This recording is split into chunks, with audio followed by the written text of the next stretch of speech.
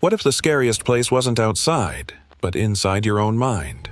Lila always prided herself on being rational. She liked facts, order, and things she could explain. Ghosts? Superstition? She didn't believe in any of that.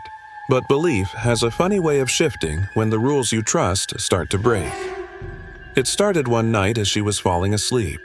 A whisper, soft, low, and unmistakably real. Lila. Her eyes snapped open, her heart pounding. She sat up in bed, straining to hear. The room was silent, the kind of quiet that pressed against your ears. She laughed nervously, shaking her head.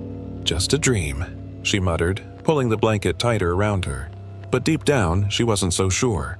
What would you do if you heard your name in an empty room? The next night, it happened again. This time, she was wide awake, scrolling on her phone. "Lila, come closer." Her phone slipped from her hands. The voice wasn't loud, but it was clear, cutting through the quiet like a knife.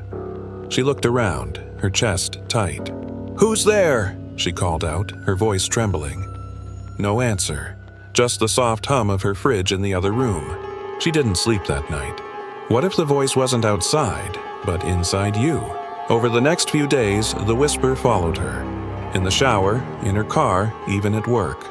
"Lila," it would say, sometimes with a faint chuckle. Her coworkers started to notice. "You okay?" one asked. "You seem distracted." She forced a smile. "Just tired," she lied, but she wasn't tired, she was terrified. What would you do if you couldn't escape the sound? By the end of the week, the voice had changed. It was no longer a whisper. It was louder, clearer, and it didn't just call her name anymore. "You can't ignore me," it said one night as she stared at her reflection in the bathroom mirror. The voice was so close it felt like someone was speaking directly into her ear. Her reflection didn't look right. The eyes staring back were hers, but they felt wrong, like they belonged to someone else. She turned away, her stomach twisting. What if the voice was a part of you? She tried to drown it out. Music, podcasts, TV, nothing worked. The voice was always there, threading itself into every sound. And worse, it was starting to make sense. "They're watching you, Lila," it said. "They know what you did." She shook her head, tears streaming down her face. "I didn't do anything," she screamed, slamming her hands over her ears. But the voice didn't care. It laughed, low and cruel. What if the voice knew something you didn't? The breaking point came on a rainy Thursday night. Lila was driving home, the rain slashing against her windshield. The voice had been quiet all day, and for a moment she thought it was over. Then, just as she turned onto the highway, it spoke again. "Turn the wheel." She froze. "No," she whispered, her hands gripping the steering wheel until her knuckles turned white.